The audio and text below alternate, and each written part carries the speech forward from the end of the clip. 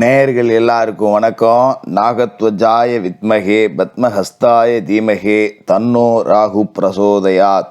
அஜ்வத்வஜாய வித்மகே சூலஹஸ்தாய தீமகே தன்னோ கேது பிரசோதயாத். என்ன ராகு கேது மந்திரம்லாம் சொல்கிறேன் அப்படின்னு பார்க்குறீங்களா? இந்த வீடியோவில் 2025 வருடத்திற்கான சிறப்பு ராகு கேது பயிற்சி பலன்கள் அப்படிங்கிறது தான் பார்க்க போகிறோம். அதாவது தமிழ்நாட்டில் ராகு கேதுக்கள் அப்படிங்கிறதுல பல ஜோதிடர்களுக்கே சரியான விளக்கம் அப்படிங்கிறது இல்லை. ராகு யார், கேது யார், இவங்க கொடுக்கக்கூடிய பலன் எப்படி இருக்கும் அப்படிங்கிறது பல ஜோதிடர்களுக்கே தெரியறது கிடையாது. அதாவது ராகு கேதுக்கள், நிழல் கிரகங்கள், சர்ப்ப கிரகங்கள், சாயா கிரகங்கள் இதோட எல்லாரும் முடிச்சிடுறாங்க. நீங்கள் கேரளாவெல்லாம் போய் பார்த்தீங்கன்னா நவகிரகங்களில் ராகு கேதுக்களோட நிலை, ராசி மாற்றத்தை வச்சு மட்டுமே ஜோதிடமே சொல்லி முடிச்சிருவாங்க, ஜாதகமே பார்த்து முடிச்சிருவாங்க. அந்த அளவுக்கு இந்த சர்ப்ப கிரகங்களோட அமைவு மாற்றம் அப்படிங்கிறது ரொம்ப முக்கியம். இதில் ராகு அப்படிங்கிறவர் விஷப்பாம்பு, கேது அப்படிங்கிறவர் விஷமற்ற பாம்பு. அதாவது ராகு அதீத தைரியம் அப்படிங்கிறத கொடுப்பாரு, நமக்கு நிறைய கர்ம வினைகள், முன்னோர்களோட கர்ம வினை கொடுப்பாரு. கேதுங்கிறவர் பட்டற்ற ஒரு தன்மையை கொடுப்பாரு. ஒவ்வொரு கிரகங்களுக்கும் ஒவ்வொரு நாள் இருக்குது பார்த்தீங்களா? இப்போ ஞாயிறுக்கு சூரியன், திங்களுக்கு சந்திரன், செவ்வாய்க்கு செவ்வாய், புதனுக்கு புதன், வியாழனுக்கு குரு, வெள்ளிக்கு சுக்கிரன், சனிக்கு சனின்னு. அது மாதிரி ராகு கேதுகளுக்கு கிழமை இருக்கா ஜோசியரை அப்படிங்கன்னா இல்லைன்னு பலர் சொல்லுவாங்க. ஆனால் இருக்குது. ஒவ்வொரு நாள்லேயும் ராகு காலம் அப்படின்னு 1.5 மணி நேரத்தை ராகு எடுத்துக்குவார். யமகண்டம் அப்படின்னு 1.5 மணி நேரத்தை கேது எடுத்துக்குவார். குளிகை அப்படின்னு ஒரு 1.5 மணி நேரத்தை சனி பகவானோட புத்திரன் மாந்தி எடுத்துக்குவார். அந்த வகையில் இந்த கிரகங்களுக்கும் ஒவ்வொரு நாள்லேயும் பங்கு இருக்குது. அப்போ இந்த கிரகங்களுக்கு சுய வீடு இல்லை அப்படின்னா யாரோட வீட்டில் இருக்கோ அதுக்குண்டான பலாபலன்கள் அப்படிங்கிறத கூடுதலாகவே கொடுப்பாங்க. இந்த 2025 ராகு கேதுக்கள் உங்களோட ராசிக்கு எப்படிப்பட்ட மாற்றங்களை கொடுக்க போகுது அப்படிங்கிறத ரொம்ப துல்லியமாக கணிச்சு சிறப்பு தொகுப்பாக உங்களுக்கு தரேன். கடைசி வரைக்கும் பாருங்கள். நல்ல மாற்றம் இந்த சர்ப்ப கிரகங்களால் உங்களுக்கு உருவாகட்டும். துளாராசி நேயர்களே, ராகு கேது பயிற்சி 2025 ரொம்ப எதிர்பார்த்து காத்துக்கிட்டு இருக்கக்கூடிய ஒரு ராசிக்காரர்கள். ஏன்னா ராகு கேது பயிற்சி மட்டும் இல்லை, அடுத்தடுத்து வரக்கூடிய இந்த வருடத்தில் வரக்கூடிய எல்லா பயிற்சிகளுமே துளாராசிக்காரர்களுக்கு சாதகமாக இருக்குது. அப்போ 2024 படாத பாடுபட்டேன், 2025 தொடக்கம் அதுக்கு மேலே இருக்குது. எப்போ தான் இந்த கிரகங்கள்லாம் பயிற்சி ஆகுமோ, நம்ம நல்லா இருக்க போகிறோமோ தெரியல, வெறுமனே நானும் பெருமைக்கு தான் வாழ்ந்துக்கிட்டு இருக்கேன், உள்ளே ஒன்றும் இல்லை அப்படிங்கிற நிலமையில் துளாராசிக்காரர்களோட வாழ்க்கை ஓடிக்கிட்டு இருக்கு. இதுக்கு என்ன காரணம் அப்படின்னு பார்த்தீங்கன்னா, பூர்வ புண்ணியஸ்தானத்தில் சனி இருந்துக்கிட்டு பெருசாக ஒன்றும் கொடுக்கல, குரு போய் அஷ்டமத்தில் மாட்டிக்கிட்டாரு. இப்போ 2 கிரகங்கள் பெருசாக எதுவும் கொடுக்கல. இதே நேரத்தில் பார்த்தீங்கன்னா ராகு உங்களோட ராசிக்கு 6வது வீட்டில் இருக்கார். ராகு 6ல் இருந்தால் கடன் அடைன்னு சொன்னாங்க. ஆனால் கடன் வந்தது தான் எனக்கு மிச்சம், பெருசாக ஒன்றும் வாழ்ந்தரில் இருக்கவே பிடிக்கல அப்படிங்கிற நிலைமை ஓடிக்கிட்டு இருக்கு. கவலைப்பட வேண்டியதில்லை. ஏன்னா அடுத்தடுத்து வரக்கூடிய கிரக பயிற்சிகள் எல்லாமே உங்களுக்கு சாதகமாக இருக்குது. இந்த 2025 டாப் ராசிகள் அப்படின்னு பார்த்தீங்கன்னா எல்லாரும் துலா ராசியை சொல்லியிருப்பாங்க. ஆனால் கேட்டப்போ சந்தோஷமாக தான் இருந்தது, ஒன்றும் நடக்கலையே ஜோசியரேங்கிற மாதிரி தான் இருக்கும். அடுத்தடுத்து தான் இப்போ நடக்க போகுது. இப்போ மார்ச் 29 சனி பயிற்சி வந்துடும். அதாவது ருணரோக சத்துருஸ்தானத்தில் சனி வந்துடுவார். அப்படிங்கும்போது பகை வெல்லக்கூடிய நபர்களாக, கடன் அடைக்கக்கூடிய நபர்களாக, கௌரவத்தோடு வாழக்கூடிய நபர்களாக நீங்கள் இருப்பீங்க. மார்ச் 29 கடக்கணும். அதன் பிறகு பார்த்தீங்கன்னா மே மாதம் 14ஆம் தேதி குரு பயிற்சி வருது. குரு பகவான் உங்களோட ராசிக்கு 9வது வீட்டுக்கு போகிறார். 8லேருந்து 9 அஷ்டமத்தில் இருந்த குரு காசு பணம் கொடுக்கல, இப்போ ஓடுனவனுக்கு 9ல் குரு அப்படிங்கிற மாதிரி வாரி கொடுக்க போகிறார். வண்டி வாகனம் வாங்க போகிறீங்க, வீடு கட்டி வாழ போகிறீங்க. சரி, நம்ம ராகு கேது பயிற்சிக்கு வருவோம். அதாவது ராகு 6வது வீட்டிலேருந்து 5வது வீட்டுக்கு வர்றாரு. இவர் ரிவேர்ஸில் தான் வருவார் இல்லையா? அதுமாரி கேது பார்த்தீங்கன்னா 12வது வீட்டில் இருந்துட்டு 11வது வீட்டுக்கு போகிறார். இப்போ இந்த ராகு கேதுக்கள் ஏற்கனவே என்ன பண்ணிச்சு அப்படின்னு பார்த்தீங்கன்னா, கேது விரயத்தில் இருந்துட்டு காசு பண விரயத்தை கொடுத்துட்டாரு. ஒரு பட்டற்ற சூழ்நிலையை கொடுத்துட்டாரு. 10 ரூபா இருந்தால் தானே செலவு பண்ணுறதுக்கு, நானே பிச்சை எடுக்கிறேன், நான் எங்கே செலவு பண்ணுறதுக்கு? விரயத்தை அவர் கொடுத்தாலும் விரயம் பண்ண என்கிட்ட காய்ச்சி இல்லை, கடன் வாங்கி கூட செலவு பண்ண முடியாது, கடன் கொடுக்க கூட ஆள் இல்லை, என்னை சுற்றி உள்ளவங்களும் என்னை விட பெரிய பிச்சைக்காரனாக இருக்கான், நான் 10 ரூபாய்க்கு போய் நின்னோம்னா அதுக்கு முன்னே என்கிட்ட 20 ரூபா இருந்தால் குர்றான்னு நிற்கிறான். அந்த மாதிரி ஆளுங்க தான் பழக்க வழக்கம்.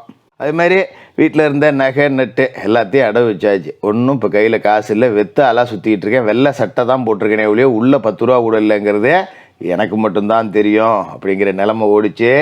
இப்போ நிறைய பேர் பயமுறுத்தி இருப்பாங்க. ராகு 6வது வீட்டிலேருந்து 5வது வீட்டுக்கு வந்தார் அப்படின்னா 5ஆம் பாவத்தில் ராகு உட்காரும்போது ஆண் பிள்ளை இருக்காது, ஆண் பிள்ளைகளுக்கு பிரச்சனை வரும், குழந்தை பாக்கியம் இருக்காது, இப்படி பல விஷயங்களை பயமுறுத்திட்டுருப்பாங்க. அந்த மாதிரி எதிர்மறையாக பேசுகிறவங்கெல்லாம் சரிங்க, அப்படி தான் உங்களுக்கு நல்லது அப்படிங்கிறது நடக்கும். இப்போ ராகு 6லேருந்து 5க்கு வராரு அப்படின்னா என்ன பிரச்சனையை கொடுப்பாரு அப்படிங்கிறத முதல்ல நம்ம சொல்லிடுவோம். அதுக்கப்புறம் அதை எப்படி தீர்க்கலாம் அப்படிங்கிறதையும் சொல்லுவோம். 5ஆம் இடம் அப்படிங்கிறது பூர்வ புண்ணியஸ்தானம். அந்த இடத்துக்கு ராகு வராரு அப்படிங்கிறப்ப பிள்ளைகளை கொஞ்சம் கட்டுப்பாட்டில் வச்சு வளர்த்துக்கணும். ஏன்னா பிள்ளைகள் நம்ம சொல் பேச்சு கேட்காது, எழுத்து பேசும், வேலையை பாரு எனக்கு தெரியும் அப்படிங்கும், நீ இன்னும் அந்த காலத்திலே இருக்க அப்படிங்கும், சொல்லாமல் கொள்ளாமல் எங்கேயா ஊர் சுற்றிட்டு ராத்திரி 11 மணிக்கு 12 மணிக்கு வரும். இதெல்லாம் கொஞ்சம் கட்டுப்பாட்டில் வச்சு வளர்த்துக்கணும். அது மாதிரி குறிப்பாக இந்த பிள்ளைகள் இரவு நேரத்தில் வெளியில் எங்கேயும் தங்கக்கூடாது. அதோட ஒரு டூர் போகிறேன், காடு கரைக்கு போகிறேன் அப்படின்னா கொஞ்சம் விஷப்பூச்சிகளால் ஆபத்து இருக்குது. பெரிய ஆபத்தெல்லாம் இல்லை, சின்ன சின்ன ஆபத்து. ஒரு தேள் கடிச்சிருச்சு, பூராங்க கடிச்சிருச்சு, ஒரு வைத்திய செலவு பார்த்தேன் அப்படிங்கிற மாதிரி இருக்கும். அதனால் கொஞ்சம் கவனமாக இருக்கணும். பிள்ளைகளை மட்டும் கட்டுப்பாட்டில் வச்சு வளர்த்துக்கணும். மற்றபடி பூர்வீக சொத்து தொடர்பாக வில்லங்கங்கள் ஏதாவது இருந்ததுன்னா சாட்சிகாரங்காலில் விழுவதை விட சண்டைக்காரங்காலில் விழுவுறதே பெட்ரு அப்படின்னு சொல்லி நீதிமன்றத்துக்கு வெளியிலே 4 அங்காளி பங்காளி சொந்தக்காரன் ஊரில் பெரிய மனுஷனை வச்சு பேசி தீர்த்துங்க. சும்மா அந்த சொத்துக்காக அரடிக்கும் காலடிக்கும் சண்டை போட்டுக்கிட்டு எல்லாரும் போய் போலீஸ் ஸ்டேஷன் வாசலில் நிற்கக்கூடாது. அதனால் குடும்பமான வரைக்கும் பூர்வீக சொத்து இருந்ததுன்னா அதை நல்ல முறையாக பேசி வச்சிங்க. இல்லை விற்று தொலைஞ்சிட்டு வேறு எங்கேயாவது தனியாக கூட வாங்கிக்கிறேன்டா, பக்கத்தில் ஒரு பங்காளியை வச்சுட்டு இம்சை தாங்க முடியல அப்படிங்கிறவங்க அதுக்கான வேலைகளை கூட செஞ்சிடலாம். என்ன கேட்டால் இந்த ராகு கேது பயிற்சி குடும்பமான வரைக்கும் பூர்வீகத்தில் இருக்காமல் இருக்கிறது நல்லது. பன்னந்தம்பி 4 பேர் ஒன்றா இருக்கீங்க அப்படின்னா ஒருத்தருக்கு ஒருத்தர் முகத்தில் முழிச்சிக்க வேண்டியதில்லை. ஏதோ ரைட்டு பார்த்தோமா என்னென்னா என்ன அப்படிங்கிற மாதிரியே போயிடணும். கொடுக்கல் வாங்கல் பங்காளிகள் வகையில் வச்சுக்கக்கூடாது. கொடுத்துருந்தா வாங்கியிருந்தீங்கன்னா நீங்களாவே தூக்கி கொடுத்துருங்க. சரி, நல்லது எதுவும் இல்லையா ஜோசியரே அப்படின்னு கேட்கலாம். நல்லது இருக்குது. விற்க முடியாமல் இருந்த பூர்வீக சொத்து இப்போ விற்பனை ஆகும். அதோட பாகம் பிரிக்கப்படாமல் இருந்த பூர்வீக சொத்து இப்போ பாகம் பிரிக்கப்படும். பூர்வீக சொத்தை கூறு போட்டு விற்றுட்டு உங்களுக்கு உண்டான தொழில் அப்படிங்கிறத தொடங்கலாம். அதுமாரி சில பேருக்கு பரம்பரை தொழில் அப்படிங்கிறது கைக்கு வரும். அப்பா ஒரு கடை வச்சு நடத்திட்டு இருந்தார், இப்போ என்ன பண்ணுறதுன்னு தெரியல, 4 பேர் இருக்கோம், யாருக்கு ஒப்படைக்க போகிறாரோன்னா உங்ககிட்ட தான் அது சேரும். அதுமாரி தந்தை வழியிலேருந்து உங்களுக்கு நல்ல வருமானம் அப்படிங்கிறது வரும். அப்பா ஒரு சொத்தை பிரித்து கொடுக்கலாம், இல்லை 10 ரூபா காசு பணம் வச்சுருந்து பிரித்து கொடுக்கலாம், இல்லை ஒரு நகை நட்டு வச்சுருந்து பிரித்து கொடுக்கலாம். இது மாதிரிலாம் இருந்திருக்கும். அதோட முக்கியமான விஷயம் பார்த்திங்கன்னா கேது ராசிக்கு 12வது வீட்டிலேருந்து 11வது வீட்டுக்கு போகிறார். லாபஸ்தானத்துக்கு ஞானகாரகன் கேது அப்படிங்கிறவர் போகிறார். கேது ஒரு பட்டற்றவர், இதுலேயுமே பெருசாக ஆசைப்படாதவர். அவர் போய் லாப வீட்டில் இருக்கார் அப்படிங்கும்போது நமக்கு பெரிய எதிர்பார்ப்புகள்லாம் எதுவுமே இருக்காது. வாழ்க்கை நல்லா போயிட்டுருக்குடா, இப்படியே போனால் சந்தோஷம் அப்படிங்கிற ஒரு மனநிலைக்கு நீங்கள் வருவீங்க. இதை விட என்ன வேணும் ஒரு மனுஷனுக்கு? வாழ்க்கை நல்லபடியாக தான் போயிட்டுருக்கு, இதுக்கு மேலே எனக்கு எதுவும் தேவையில்லை அப்படிங்கிற அளவுக்கு நீங்கள் சிந்திக்கக்கூடிய அளவுக்கு வருமானம் நல்லாயிருக்கும், காசு பணம் நல்லாயிருக்கும். இதே காலகட்டத்தில் சனி 6ஆம் இடத்துல இருக்கார். ருணரோக சத்ருஸ்தானம், கடன் பகை எதிரிகள் இவங்க எல்லாத்தையும் அழித்தொழிக்கக்கூடிய இடத்துல சனி இருக்கார். அதனால் உங்ககிட்ட மோதனவன் தானாக அழிஞ்சு போடுவான். நீங்கள் எதுவும் அழிக்க வேண்டியதில்லை. அடகில் இருந்த நகையெல்லாம் மீட்டுக்கிட்டு வந்துடலாம். ஒரு இடத்துல வேலை செய்கிறோம் அப்படின்னா நம்மளுக்கு எதிராக இருக்கக்கூடியவர்கள் இருப்பாங்க, சக ஊழியர்கள் இருப்பாங்க. நம்மள்ட்ட அண்ணன் மாமா மச்சான்னு பேசிட்டு பின்னாடி போய் நம்மளை போட்டு கொடுத்துட்டு போடுவான், அவன் நல்ல பேர் வாங்கிறதுக்கு. அந்த மாதிரி ஆளுங்கள்லாம் இனிமேல் காணா போயிடுவாங்க. உங்களுக்கு நேர்மையானவர்கள் மட்டுமே பழக்கத்தில் இருப்பாங்க. அதுமாரி தொல்லை கொடுத்துக்கிட்டு இருந்த மேலதிகாரி வேறு இடத்துக்கு மாற்றப்படலாம். குருவும் உங்களோட ராசிக்கு 9வது வீட்டுக்கு வரார். அப்படிங்கிறப்ப ஓடுனவனுக்கு 9ல் குரு ஓடிக்கிட்டே இருக்கலாம். வாழ்க்கையை நோக்கி உழைச்சா காசு வந்துக்கிட்டே இருக்கும். வீட்லேயே படுத்து தூங்கினா வருமா ஜோசியரேன்னு கேட்காதீங்க, வரவே வராது. எந்த கிரகம் உச்சத்தில் இருந்தாலும் மிச்சம் 10 ரூபா எடுக்க முடியாது. அப்போ உழைக்கிறதுக்கு தயாராக இருந்தீங்கன்னா கடவுள் கொடுக்கறதுக்கு தயாராக இருக்காரு. கேது லாப வீடு, குரு பாக்கியஸ்தானம், சனி அற்புதமான இடம் 6வது இடம் ருணரோக சத்துருஸ்தானம்.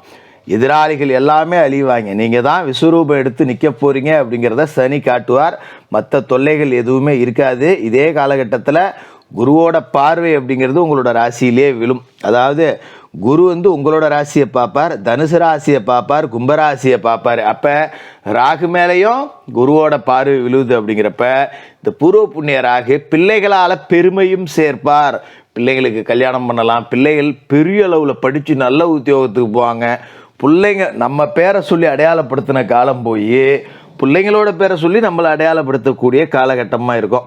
ஒரு அதி உன்னதமான ஒரு நேரம் உங்களுக்கு வந்திருக்கு அப்படின்னே சொல்லணும். இதை சரியாக பயன்படுத்திக்கிட்டிங்கன்னா வாழ்க்கையில் செட்டில் ஆகிடலாம்.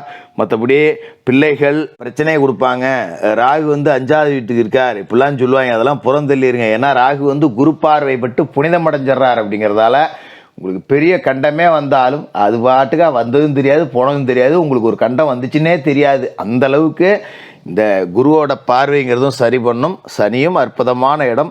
மிக சிறந்த கிரக அமைப்புகள் எல்லாம் சேர்ந்து உங்களுக்கு அடுத்தடுத்த மாதங்களில் வருது. இதை சரியாக பயன்படுத்திக்கிட்டால் வாழ்க்கையில் செட்டில் ஆகிடலாம். துலா ராசிக்காரர்களுக்கு வாழ்த்துக்கள்.